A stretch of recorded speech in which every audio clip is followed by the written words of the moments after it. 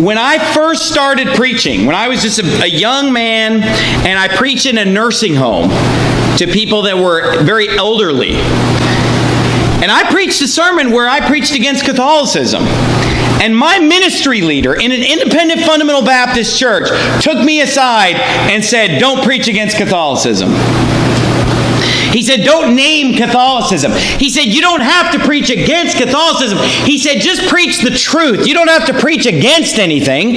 Just preach what's right." So instead of saying, that the Catholic Church is wrong because they pray to Mary and the saints, he said, instead, just get up and say, we should only pray to Jesus, or through Jesus unto the Father. Just say that instead.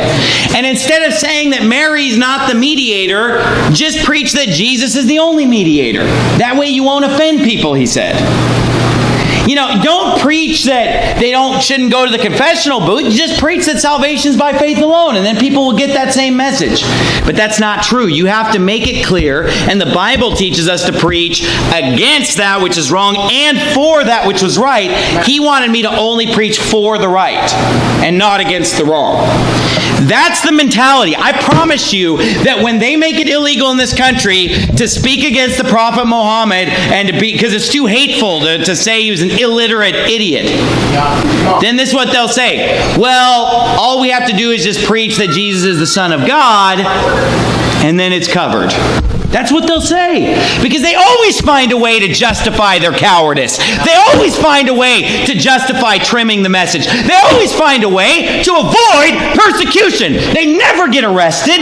They never get vandalized. They never get persecuted. They never get picketed. They never have the protesters. They never get attacked. They never get put on TV or on the radio and have their name cast out as evil. Why? Because they're not living godly in Christ Jesus. Because all that live godly in Christ Jesus shall suffer persecution. Amen. So these bunch of cowards, they get up and preach sermons about how persecution is coming someday.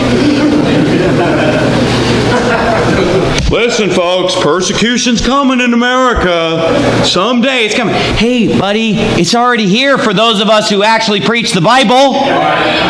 And look, people who preach the Bible have always been persecuted. They've always been attacked and slandered and ripped on and lied about. But these bunch of phonies, they pretend that they are old-fashioned and standing like a rock. But persecution's coming in the future. But thank God we're all going to be raptured out before that even happens.